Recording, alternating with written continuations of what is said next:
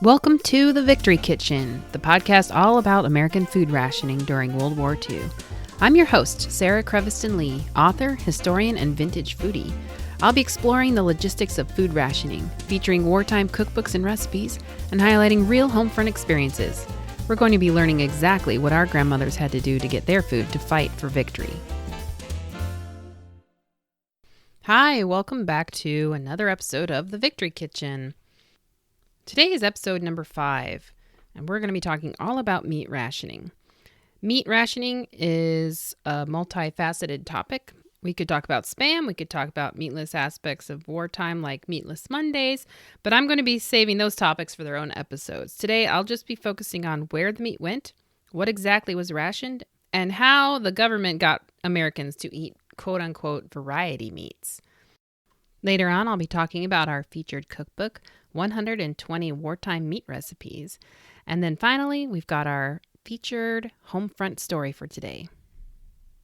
Before we dive into today's episode, I just wanted to take a second to talk about current events. How are things for you right now?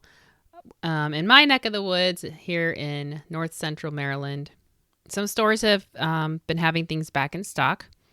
One large grocery store near me has removed milk from the limit of 2. They even had ground beef and chicken back in stock, along with oodles of eggs and butter. I've even glimpsed toilet paper a time or two. It might have been the time of day I went. Usually at the end of the day, there's none to be had. So anyway, I hope things are getting better. Right now, our governor has just placed a ban on people leaving their homes starting tonight at 8. So this is Monday, March 30th.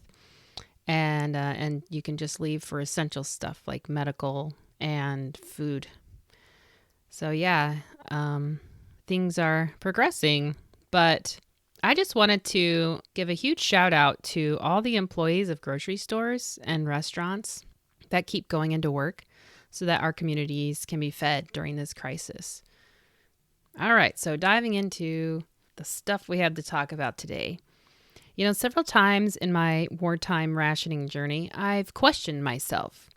Like one time, I looked down at the beef liver frying in my cast iron pan, and it was stinking up my kitchen, and I thought, wow, what the heck am I doing? How did I get here? And then I remember my love for these ration recipes and how just sometimes you have to take a little risk to go somewhere great. I have had some pretty interesting adventures with wartime rationing and meat recipes. So I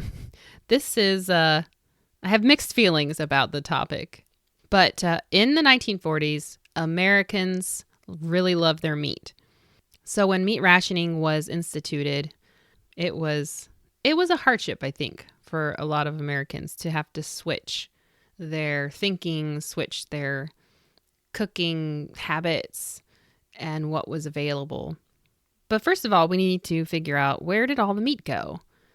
Well, first of all, I came across in a newspaper article talking about how in July of 1943, the military requirements were 45% of the available butchered meat, and that's before it ever reached civilian markets.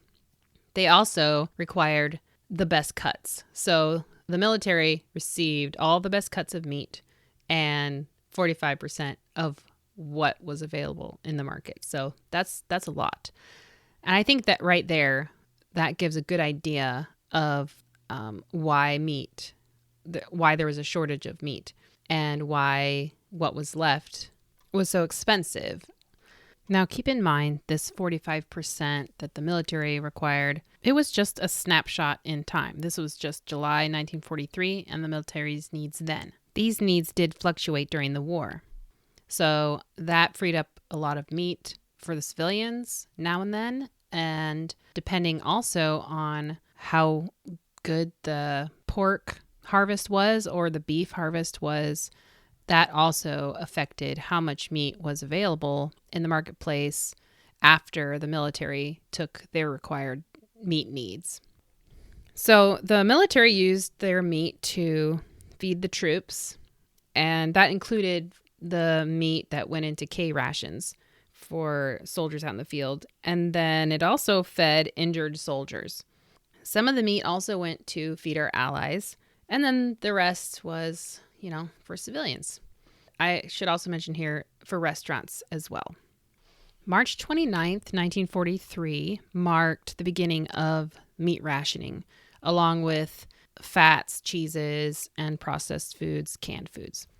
What's really interesting that I found in these newspaper articles is the week before rationing started, there was a run on stores and the meat was cleaned out. It's like butcher shops, and all the meat was gone because shoppers made a rush to buy as much meat as they could before rationing started.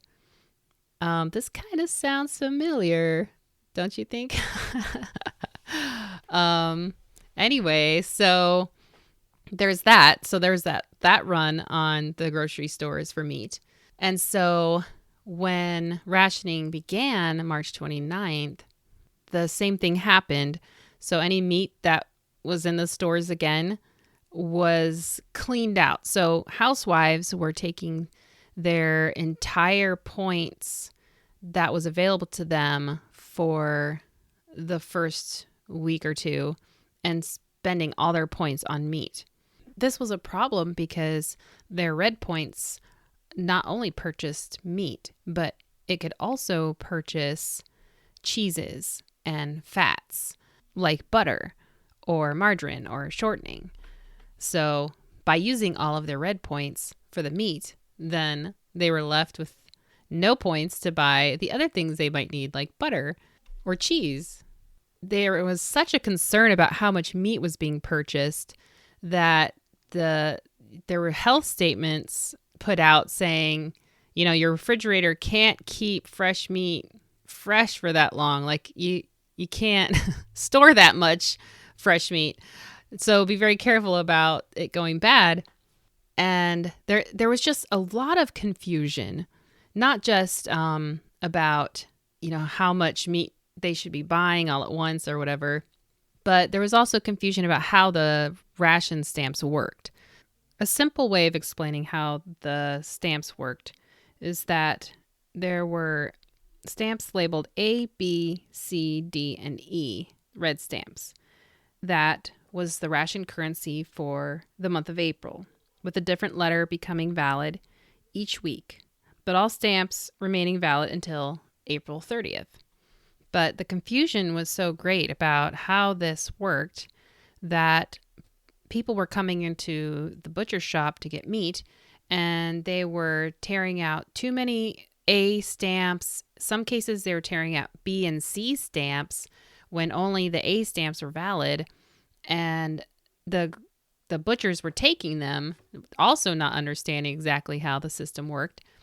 And it was just a big mix-up. So in the newspaper, they were saying, if this is something that you did, you need to go back to your butcher and make it right. You need to get the correct stamps turned in, and he'll give you the correct stamps back, and just to sort out this huge mess.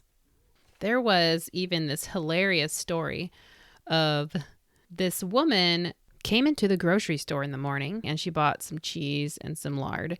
That particular store didn't have any meat. So she gave them the red stamps and then walked out. So they stopped her and said, "Excuse me, ma'am, you didn't pay for that. We also need to have money." And she got really mad. She said she didn't have to pay money for things when she gave stamps for them. And to prove it, she called in a cop to make them stop bothering her. So, just so much confusion. But they eventually sorted it out. They got used to the system, and grocers and butchers got used to the system. It was a steep learning curve for a lot of people, which is to be expected, really. I mean, it is a little bit complicated even now, like trying to explain it, trying to learn about it. It's it can be headache inducing. Another aspect that was confusing was that before rationing started for the meats and everything else, there were estimates made of approximately how much meat butter, lard, etc., that people would be allowed under the point rationing system. One article in the Atlanta Constitution dated March 30th, 1943, explained it really well.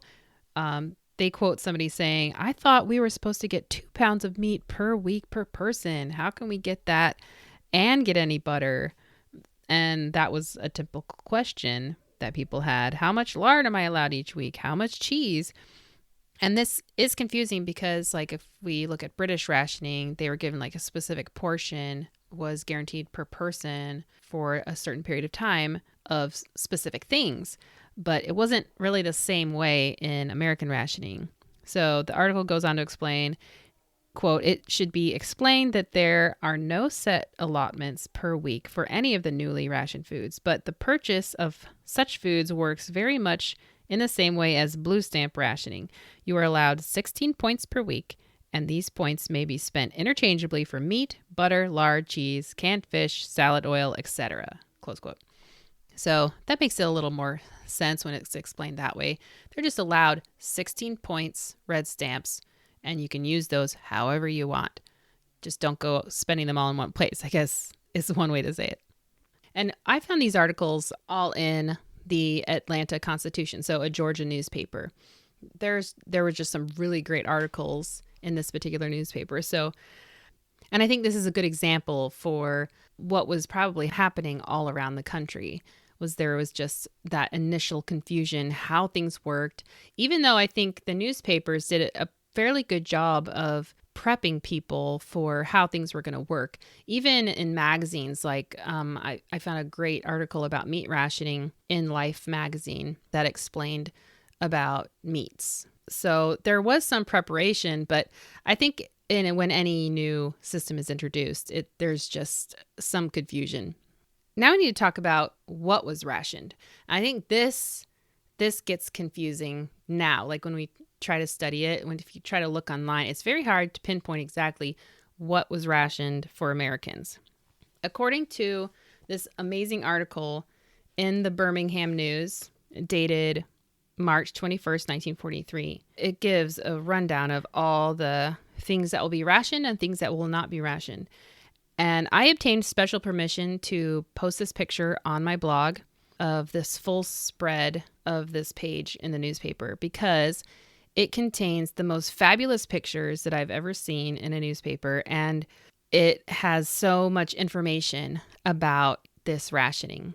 When I found this, I thought, wow, I've hit the jackpot. I've got to share this with my listeners.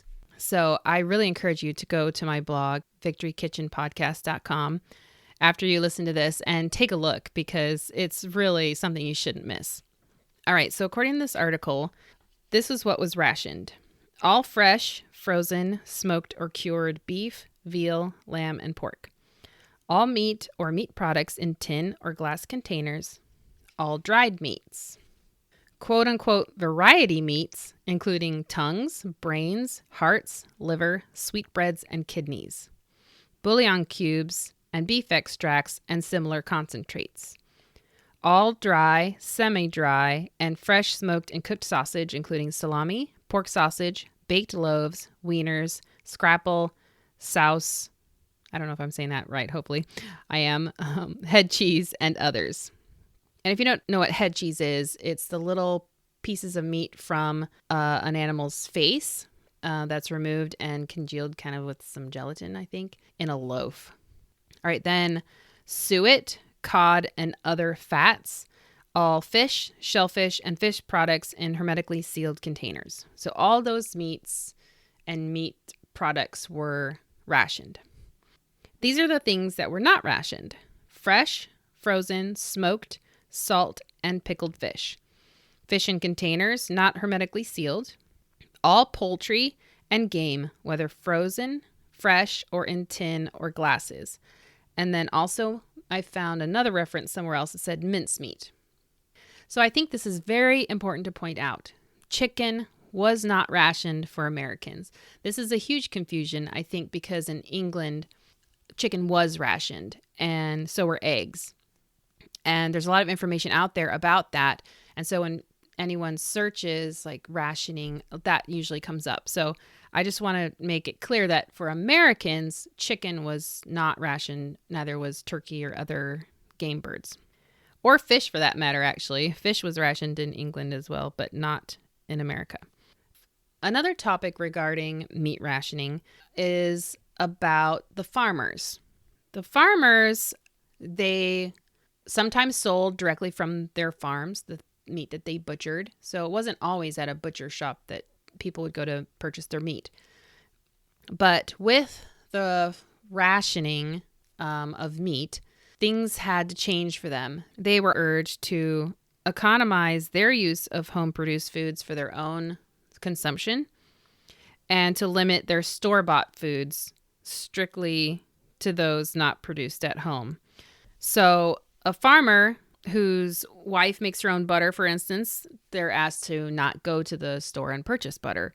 And if they butcher hogs or some beef, they're asked to remove those stamps from their books, equal in point value to any of the rationed foods, including meat produced at home. And then if a housewife buys her butter or meat from a nearby farmer, she must turn over the proper number of points, and then he must in turn surrender those points to the OPA.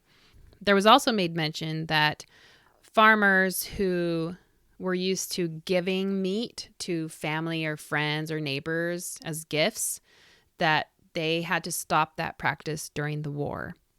So no more country hams from Grandpa's farm until after the war was over.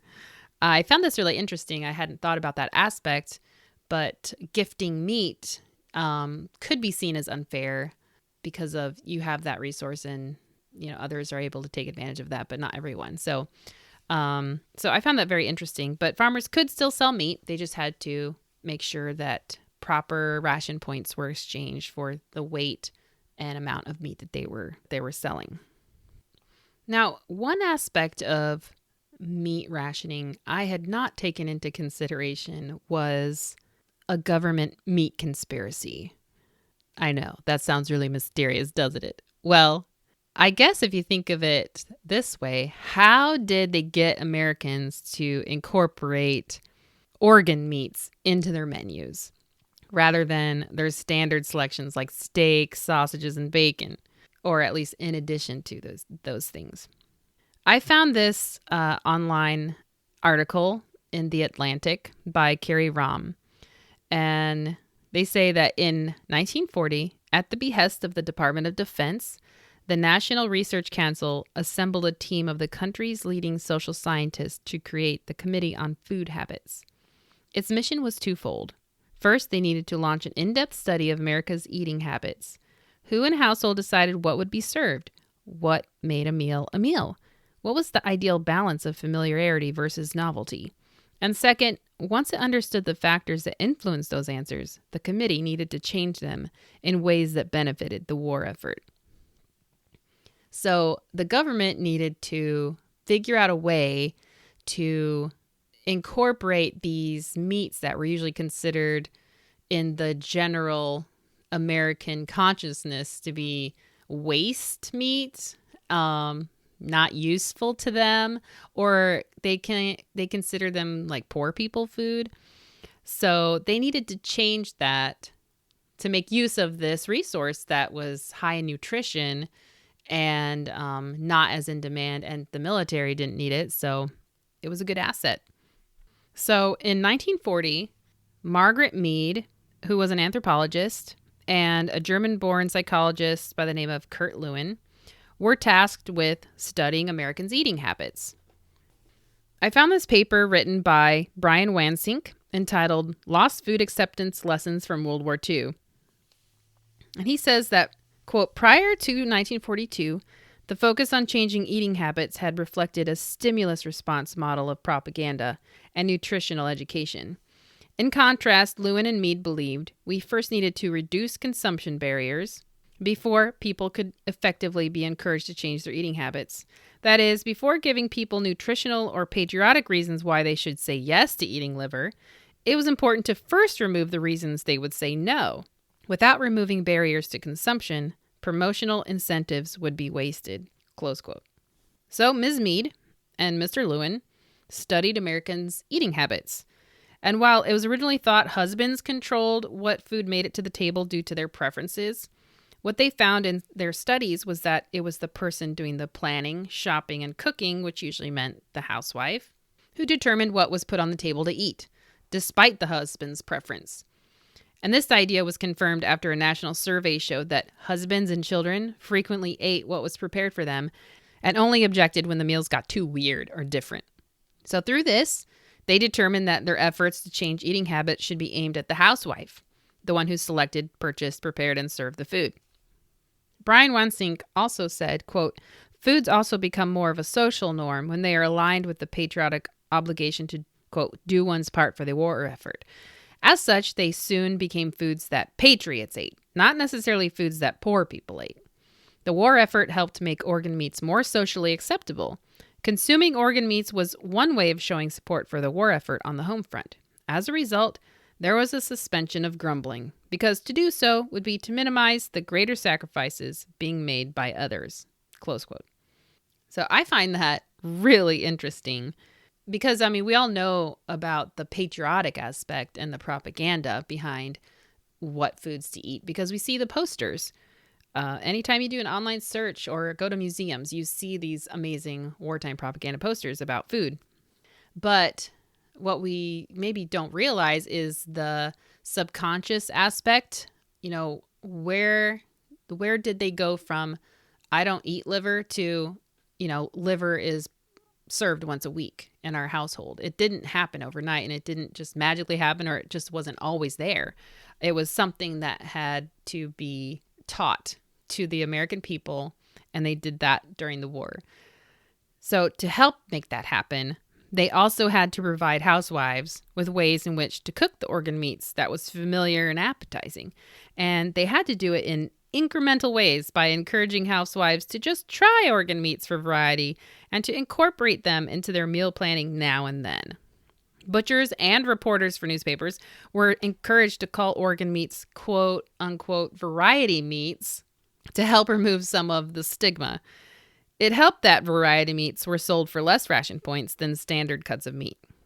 And I've also found this term used extensively in my wartime cookbooks that I've collected.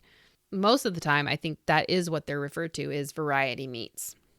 And if you think about it, the term variety meats just makes it sound like, wow, more variety.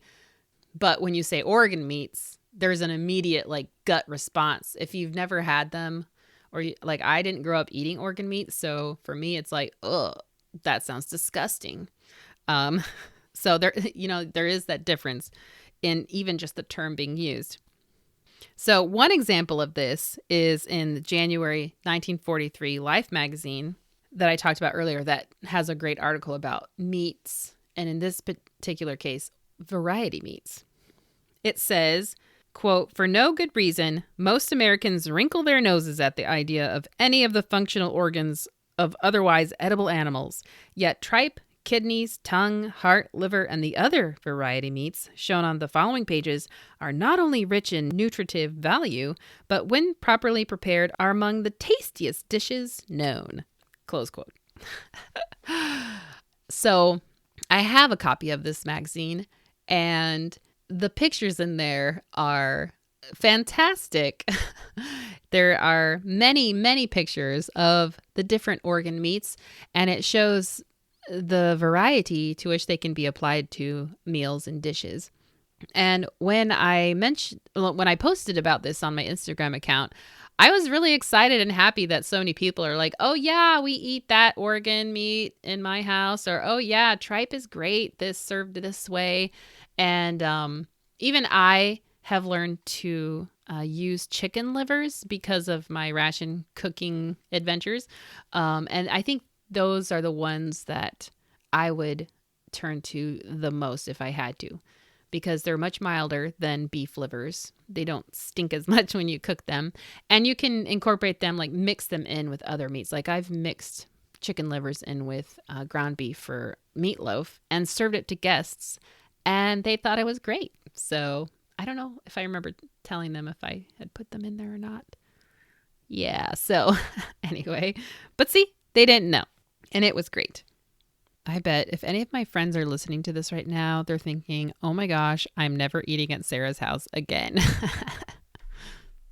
it's, uh, it's a danger in the hobby, I guess, of ration cooking. So now we need to talk about, like, after we've talked about all this meat stuff, we're going to talk about meat alternatives. And as tempting as it is to go into the Meatless Mondays thing, that really is, like, that can be a topic unto itself. So I am saving that for a different episode. So right now I'm just going to talk about meat alternatives. In the Health for Victory Meal Planning Guide from April 1943, that is their featured article in here, is about meat alternatives and delicious ways to use them in meals. And they have what they call first-class proteins and second-class proteins. So their first-class proteins are fish, poultry, variety meats, there's that term again, milk and cheese, eggs. Their second-class proteins include legumes, dried beans, peas, lentils, peanuts/peanut butter, nuts, whole grains, the grain with nothing removed, which includes whole wheat, entire rye, old-fashioned cornmeal, natural brown rice, oatmeal, entire barley, gram flour, cracked wheat, buckwheat. And then in this really great magazine's cookbook issue, they have hints on how to make a little meat go a long way. So, in other words, how to stretch your meat ration. You can use your meat in a stew. You make a meatloaf mixed with cereal, bread, or cracker crumbs. I remember my mom doing this with oatmeal. She would add oatmeal to our meatloaf. So I thought that's how everybody made meatloaf, but apparently not. Meatballs served with veggies, meat patties combined with cereal, crumbs, or mashed potatoes. And I just tried this last night. I tried a ration recipe that was called potato burgers, and it was ground beef mixed with shredded potatoes and onions, and it was fantastic. It was so good. And it really stretched my meat that I had. They also suggest casserole dishes or meat pie, hearty soups with a meat stock base, stuffed with dressings such as stuffed beef, lamb, or veal hearts. So like stuffing a meat with stuffing. In salads with potatoes, macaroni, or mixed vegetables. You could extend it with cereal. So you combine with cornmeal or oatmeal with hamburger, for example. Serve with baked beans, salt pork, frankfurters, sausage as an example. So less meat is needed to satisfy the appetite in that way. And then you could also make it into a hash, combined with potatoes, onions, or other vegetables. Whew, there's lots of ways. And I'm sure as I've read off this list, you can think of so many dishes that you already make at home that practice these things that extend meat. I mean, there's so many ways to do it. And for those of you that are interested, I will post these images from this Health for Victory Club meal planning guide that show these interesting dishes you can use to get your protein, even if you don't have beef. Yeah, check that out on my blog.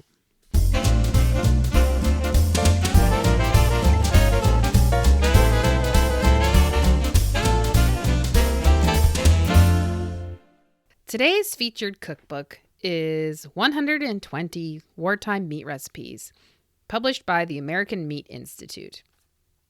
And this is a cute little blue cookbook that I can just hold in the palm of my hand. It's very small. This is one of the first ration cookbooks that I bought. I was early in my journey of collecting ration cookbooks, and I actually saw this one at a World War II event at the display of a woman who became a very good friend of mine. And I just poured over this little book and marveling at all the different and, I'll be honest, disgusting sounding recipes held within. But as I've gone through this book, and I've actually made a couple recipes from here, I've gotten used to the idea of variety meats. It doesn't gross me out as much as it used to, except for maybe the fried pork brains. I don't know if I can. Nope. Anyway, so starting out, this cookbook has little black tabs on the side printed onto the edges of the pages of the book. And it's divided by types of meat. So pork, beef, veal, lamb and mutton.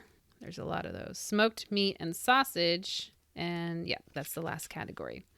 And so at the front, it tells you how to find the recipes in the book.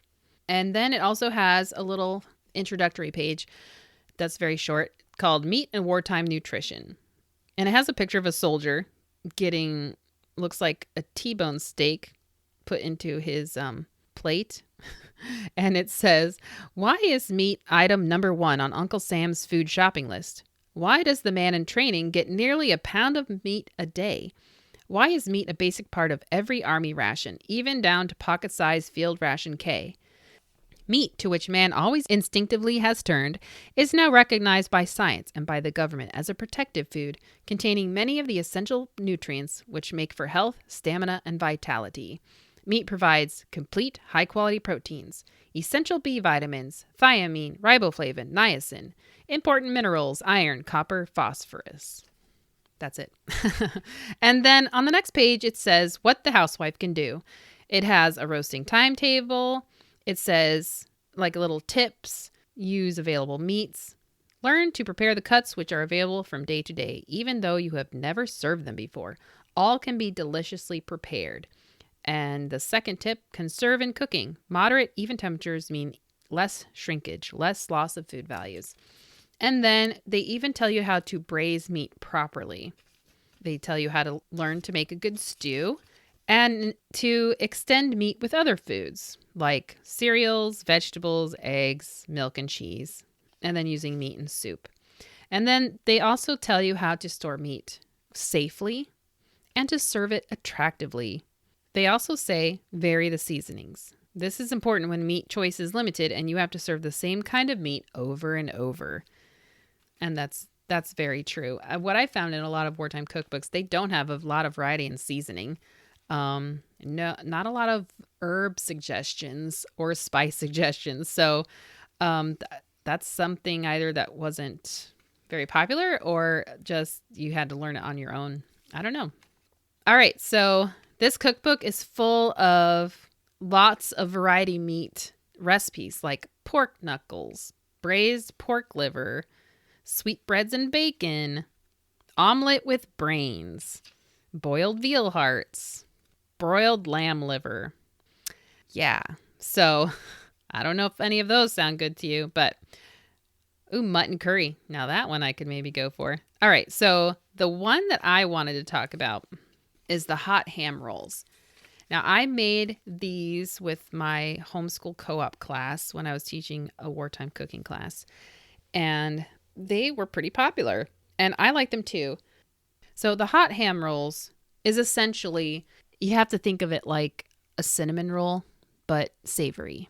So you have a biscuit dough, and you take the chopped up meat, in this case ham, and after you've rolled the biscuit dough flat, you sprinkle the ham over the top. Then you roll up the biscuit dough and then you slice it to make little pinwheels, I guess you could call them. And then you bake those on a cookie sheet. And then in this recipe, they have you make a thin white sauce with parsley to sprinkle over the top. And that's poured over the hot ham rolls. When I made this and I posted it on Instagram, people were really weirded out because they thought it looked exactly like a cinnamon roll, but then I said it was a hot ham roll. They were very confused. But they are so tasty. And I tried another variation where I added cheese to the white sauce to make a cheese sauce because, cheese and ham, yum. And that was really good too. I'll be posting this recipe on my blog. And also, I have another biscuit roll recipe. That's a beef biscuit roll. That was the first one I ever made. It is from a different cookbook, but I thought, if you want a variation on the recipe, you could try it with ground beef as well. And this is a really great way to stretch your meat. If you've got not very much, like a half a pound to serve your whole family, this is a really great way to make it work in a very interesting and different way.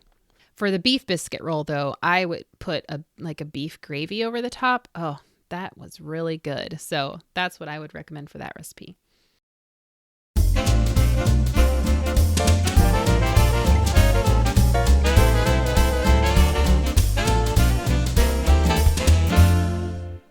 This episode's featured Homefront story was submitted by Kristen Hawkinson of Hearthstone Fables on Instagram. I just have to mention that she is an amazing artist, and I especially adore her illustrations of chickens. So you can check her out over on Instagram. But Kristen submitted a story about her dad, and it takes place, so she told me Baltimore, Maryland, and Los Angeles, California. I just also have to mention that she told me that my podcast sparked this conversation with her dad, asking about his experience in wartime, and that just makes me so happy. So what she says is that her dad was only about 1.5 years old when World War II ended, so he doesn't have any memories of rationing during the war, but he has some memories of the post-war adjustment after rationing. And I think that is an important part of the story of wartime rationing. Anyway, he remembers butter being hard to come by, with margarine being more common, and that margarine was white, essentially like Crisco, and separate yellow dye tablets were sold alongside it. And she says apparently the concern was over margarine being dishonestly sold as butter if it were to be dyed before sale. And we will be talking about that in another episode, butter versus margarine, but that's for a later time. Anyway, he remembers that when he was little, new fabric was also not as prevalent yet, so their mailman brought his Navy uniform for her grandmother to use. She made clothes for him out of it. New cars were also hard to come by until about 1950. Because her grandfather was an officer in the Air Force and had to travel, he had a gas ration card during the war. And I think that's making reference to like regular civilians. They had an A gas ration card, and then there were other classifications, like if you had to travel more, if you're a farmer, and in this case, an officer in the Air Force, and had to travel. So he had a special ration card that got him more gas than the average Joe. All right. Well, thank you so much, Kristen, for submitting your dad's story and just his memories of post-war adjustment. Like I said before, I think that is a really important part of the wartime story. You know, how things didn't go back to normal right after the war, but that everyone was still affected for some years afterward. All right, well, that's it for today's episode. I just wanted to remind you that if you like this podcast and would like to support my work, you can go over to anchor.fm/Sarah Creviston Lee and click on the support button. Once again, remember to check out my blog, victorykitchenpodcast.com, for the supplemental material that I post for each episode, where you can see images of articles, wartime posters, and the recipes in today's featured cookbook. Thanks again for joining me, and I'll talk to you next time. Bye.